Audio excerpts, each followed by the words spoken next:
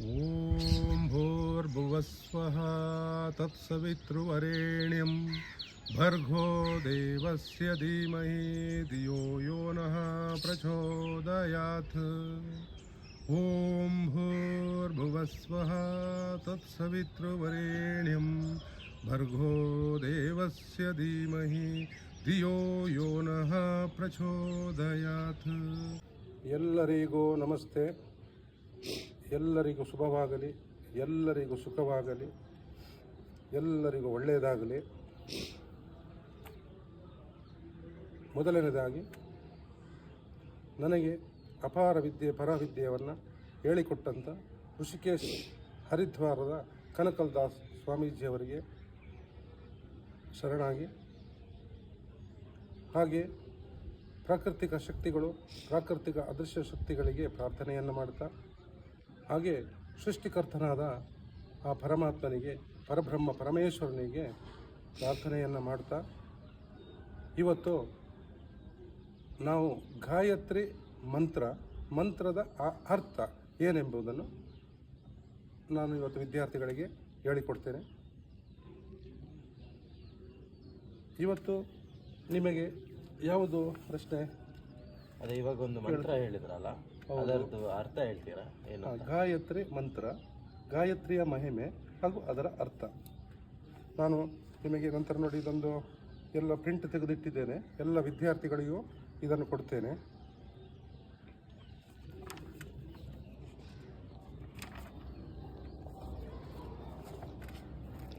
ನೋಡಿ, ಗಾಯತ್ರಿಯ ಮಹಿಮೆ.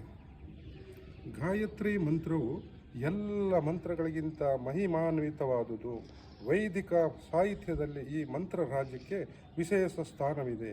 ಗಾಯತ್ರಿ ಮಂತ್ರದ ಮಹಿಮೆಯನ್ನು ನಮ್ಮ ಪುರಾತನರು ಚೆನ್ನಾಗಿ ಮನಗಂಡು ಅದರ ಪೂರ್ಣ ಪ್ರಯೋಜನವನ್ನು ಹಾಗೂ ಸಿದ್ಧಿಯನ್ನು ಕಂಡಿದ್ದರು.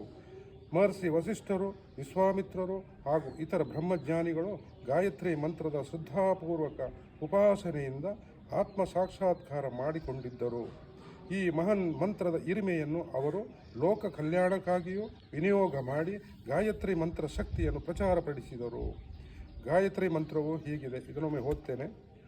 ಓಂ ಭೂರ್ಭುವಸ್ವಃ ತತ್ಸವಿತೃವರೆಣ್ಯಂ ಭರ್ಗೋ ದೇವಸ್ಯ ಧೀಮಹಿ ಧಿಯೋ ಯೋ ನಃ ಪ್ರಚೋದಯಾತ್. ಈ ಮಂತ್ರದಲ್ಲಿ ಒಟ್ಟು 24 ಅಕ್ಷರಗಳಿವೆ. ಪ್ರತಿಯೊಂದು ಅಕ್ಷರವು ದೈವಿ ಗುಣದಿಂದ ಕೂಡಿದುದಾಗಿ ಆದಿಯಲ್ಲಿ ಓಂ ಪ್ರಣವವಿದೆ. ಓಂಕಾರದ ಮಹಿಮೆ ತುಂಬ ವಿಸ್ತಾರವಾದದ್ದು. ಈ ನಾದದಲ್ಲಿ 3 ಅಕ್ಷರಗಳ ಜೋಡಣೆ ಇದೆ. ಆ, ಉ, ಮ್. ಈ 3 ಅಕ್ಷರಗಳು ಸೇರಿ ಓಂಕಾರವಾಗಿದೆ. ಆ, ಈ ಶಬ್ದದ ಅರ್ಥ ಆ ಎಂದರೆ ಆ, ಇದು ಸೃಷ್ಟಿಯ ಸಂಕೇತವಾಗಿದೆ. ಉ, ಇದು ಜಗತ್ತಿನ ಪಾಲನೆಯ ಸಂಕೇತವಾಗಿದೆ. ಮ, ಇದು ಜಗತ್ತಿನ ಸಂಹಾರದ ಅಂತ್ಯ ಧ್ವನಿಯಾಗಿದೆ. ಹೀಗೆ ಓಂಕಾರವು ಸೃಷ್ಟಿ, ಸ್ಥಿತಿ, ಲಯಗಳ ಸಮಾಹಾರವಾಗಿದೆ. ಇದೇ ಗಾಯತ್ರಿ ಮಂತ್ರದ ಆರಂಭ. ಈಗ ನೋಡಿ, ಭೂ, ಭುವ, ಸ್ವಹ ಇದರ ಅರ್ಥ. ಈ 3 ಅಕ್ಷರಗಳನ್ನು ವ್ಯಾಹೃತಿ ಎನ್ನುತ್ತೇವೆ. ವ್ಯಾಹೃತಿ ಎಂದರೆ ವಿ ಪ್ಲಸ್ ಆ ಪ್ಲಸ್ ಹರ, ವ್ಯಾಹರ. ಇದು ದೈವಿ ಶಕ್ತಿಯನ್ನು ಎಲ್ಲ ಕಡೆಯಿಂದಲೂ ಸಂಗ್ರಹಿಸುವ ಸಂಕೇತ. ಇಲ್ಲಿ ಭೂಲೋಕ, ಭುವಲೋಕ ಹಾಗೂ ಸ್ವರ್ಗಲೋಕಗಳಲ್ಲಿಯೂ ಮಂತ್ರಶಕ್ತಿಯು ವ್ಯಾಪಿಸಿದೆ ಎಂದು ಸೂಚಿಸಲಾಗಿದೆ. ಭೂ ಎಂದರೆ ಈ ಜಗತ್ತು. ಇದಕ್ಕೆ ಅಗ್ನಿ ಹಾಗೂ ಪ್ರಾಣಶಕ್ತಿಗಳು ಪ್ರೇರಕವಾಗಿದೆ. ಭೂಮಿಯಲ್ಲಿ ಜೀವಿಗಳು ಬಾಳಲು ಇವು ಅತ್ಯಗತ್ಯವಲ್ಲವೇ? ಭುವ ಎಂಬುದು ಅಂತರಿಕ್ಷ ಲೋಕವನ್ನು ಪ್ರತಿನಿಧಿಸುತ್ತದೆ. ವಾಯು ಈ ಲೋಕದಲ್ಲಿ ವ್ಯಾಪಿಸಿದೆ. ಸಾಮವೇದದ ನಾದವು ಇಲ್ಲಿ ಹರಡಿದೆ. ಸ್ವಹ ಎಂಬುದು ದ್ಯೂಲೋಕ ಅಥವಾ ಸ್ವರ್ಗಲೋಕ, ಸೂರ್ಯಮಂಡಲಗಳನ್ನು ಪ್ರತಿನಿಧಿಸುವುದು. ನಾವು ದೈವಿ ಶಕ್ತಿಗೆ ಸಲ್ಲಿಸಿದ ಯಜ್ಞವು, ಪೂಜೆಯು ಇಲ್ಲಿ ತಲುಪುವುದು. ಸವಿತು ನೋಡಿ, ಇಲ್ಲಿ ಸವಿತು ಎಂದು ಪರಬ್ರಹ್ಮ ಪರಮಾತ್ಮನ ಸರ್ವೋತ್ತಮ ದೇವರನ್ನೇ ಕರೆದಿದ್ದಾರೆ. ಸವಿತು ಇದು ಸರ್ವೋತ್ತಮನಾದ ಭಗವಂತನನ್ನು ಸೂಚಿಸುತ್ತದೆ. ಸವಿತಾ ಎಂದರೆ ಎಲ್ಲದರ ಸೃಷ್ಟಿಕರ್ತ ಎಂಬರ್ಥ. ಋಗ್ವೇದದ 10ನೇ ಮಂಡಲದ 36ನೇ ಮಂತ್ರದಲ್ಲಿ ಎಲ್ಲ ಅಭಿಷ್ಠಗಳನ್ನು ಜಗತ್ತಿನ ಜೀವಿಗಳಿಗೆ ನೀಡುವ ಭಗವಂತನೇ ಸವಿತಾ ಎನ್ನಲಾಗಿದೆ. ತತ್ ನೋಡಿ, ಇದು ಶಬ್ದದ ಅರ್ಥವನ್ನು ತತ್ ಆ ಪರಮಾತ್ಮನು ವರೇಣ್ಯಂ ಎಲ್ಲ ಶ್ರೇಷ್ಠ ಚೇತನರು ಬಯಸುವ ಭರ್ಗಃ ದುಷ್ಟ ಶಕ್ತಿಗಳನ್ನು ದಯಿಸುವ ಶಕ್ತಿಯಾದ ಭಗವಂತನನ್ನು ಧೀಮಹಿ ಧ್ಯಾನ ಮಾಡೋಣ. ಏನೆಂದು ಧ್ಯಾನ ಮಾಡೋಣ? ಈ ಧ್ಯಾನ ಎಂದು ಮಂತ್ರದ ಮುಂದಿನ ಭಾಗದಲ್ಲಿ ಹೇಳಲಾಗಿದೆ.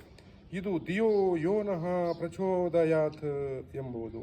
ನಹ ನಮ್ಮ ಬೇಡುವವರ ದಿಹ ಬುದ್ಧಿ ಮನಸ್ಸುಗಳನ್ನು ಪ್ರಚೋದಯಾತ್ ಒಳ್ಳೆಯ ಮಾರ್ಗದಲ್ಲಿ ಪ್ರೇರೇಪಿಸಲಿ.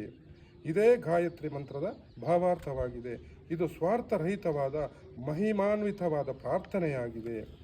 ಏ ಭಗವಂತ, ನೀನೇ ಸರ್ವವ್ಯಾಪ್ತ, ನೀನು ನಮ್ಮ ಬುದ್ಧಿಯನ್ನು ಒಳ್ಳೆಯ ಮಾರ್ಗದಲ್ಲಿ ಮುನ್ನಡೆಸು.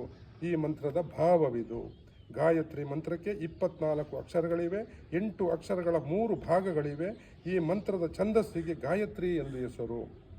ಇದೊಂದು ವೈದಿಕ ಛಂದೋರೀತಿ. ಇದಕ್ಕೆ ಗಾಯತ್ರಿ ರೂಪವನ್ನು ಕೆಲವರು ನೀಡಿದ್ದಾರೆ. ಇದು ನಿಮಗೀಗ ಇಷ್ಟು ಸಾಕು. ಗಾಯತ್ರಿ ರೂಪವನ್ನು ನೀಡಿದ್ದು ಹೇಗೆ ಅಂತ ಹೇಳಿದರೆ, ನೋಡಿ, ಗಾಯತ್ರಿ ಮಾತೆಯ ನಾವು ಫೋಟೋವನ್ನು ನೋಡ್ತೇವೆ. ಅದಕ್ಕೆ ನಾವು ಜಗನ್ಮಾತೆ, ಗಾಯತ್ರಿ ಮಾತೆ, 5 ತಲೆಯ ಗಾಯತ್ರಿ ದೇವಿಯ ಫೋಟೋವನ್ನು ನಾವು ಇಟ್ಟಿದ್ದೇವೆ. ಅದರಲ್ಲಿ ನಾವು ಈ ಪ್ರಕೃತಿ ಅವ್ಯಕ್ತ ಬ್ರಹ್ಮನಿಂದ, ಅವ್ಯಕ್ತ ಪರಬ್ರಹ್ಮನಿಂದ ವ್ಯಕ್ತವಾದ ಜಗತ್ತನ್ನು ನಾವು ತಿಳಿದುಕೊಳ್ಬೇಕು. ಮತ್ತು 5 ತಲೆಗಳಿದೆ ಗಾಯತ್ರಿ ಮಾತೆಗೆ, ಜಗನ್ಮಾತೆಗೆ. 5 ತಲೆಯ ಅರ್ಥ ಆಕಾಶ ತತ್ವ, ವಾಯು ತತ್ವ, ಅಗ್ನಿ ತತ್ವ, ಜಲತತ್ವ, ಪೃಥ್ವಿ ತತ್ವ. ಈ ವಿಚಾರದಲ್ಲಿ ಇದೆ. ಅದರಿಂದ ನೀವೆಲ್ಲರೂ ಈ ಗಾಯತ್ರಿ ಮಂತ್ರವನ್ನು ಬೆಳಗ್ಗೆ ಸಂಜೆ ಸಂಧ್ಯಾ ವಂದನೆ ಅಂತ ಹೇಳ್ತೇವೆ ನಾವು, ಪೂಜೆಯ ಸಮಯದಲ್ಲಿ ದೇವರಿಗೆ ದೀಪ ಧೂಪವನ್ನು ಇಟ್ಟು ಶರಣಾಗಿ ಸಾಷ್ಟಾಂಗ ನಮಸ್ಕಾರ ಮಾಡಿ ನಂತರ ನೀವು ಗಾಯತ್ರಿ ಮಂತ್ರವನ್ನು ಪಠನೆ ಮಾಡಿ. ಬೆಳಗ್ಗೆ ನೀವು ಎಷ್ಟು 10 ನಿಮಿಷವೋ 15 ನಿಮಿಷವೋ 20 ನಿಮಿಷ ಎಷ್ಟು ನಿಮಗಾಯ್ತದೆ ಅಷ್ಟು ಇದನ್ನು ನೀವು ಹೇಳಬೇಕು. ಇದರಿಂದ ನಮಗೆ ಲಾಭ ಏನು? ನಮ್ಮಲ್ಲಿ ಉತ್ತಮ ಗುಣಗಳು ಬರ್ತದೆ. ನಮ್ಮ ಮನಸ್ಸು ಬುದ್ಧಿ ಉತ್ತಮ ಕಾರ್ಯಗಳಿಗೆ ಹೋಗಲಿ, ಒಳ್ಳೆಯ ಕೆಲಸಗಳನ್ನು ನಾವು ಮಾಡುವಂತಾಗಲಿ. ನಮಗೆ ಉತ್ತಮ ಗುಣಗಳು ಬರಬೇಕು ಮೊದಲು. ಈ ಉತ್ತಮ ಗುಣಗಳಿಗಾಗಿ ನಾವು ಈ ಗಾಯತ್ರಿ ಮಂತ್ರವನ್ನು ನಾವು ಹೇಳಬೇಕು. ಇದರ ನಮಗೆ ಋಷಿಗಳು ಕೊಟ್ಟಿದ್ದಾರೆ. ಅದರಿಂದ ನಾವೆಲ್ಲರೂ ಇದನ್ನು ಹೇಳಬೇಕು. ಹಾಗೆ ಎಲ್ಲರಿಗೆ ಶುಭವಾಗಲಿ, ಎಲ್ಲರಿಗೆ ಒಳ್ಳೆಯದಾಗಲಿ.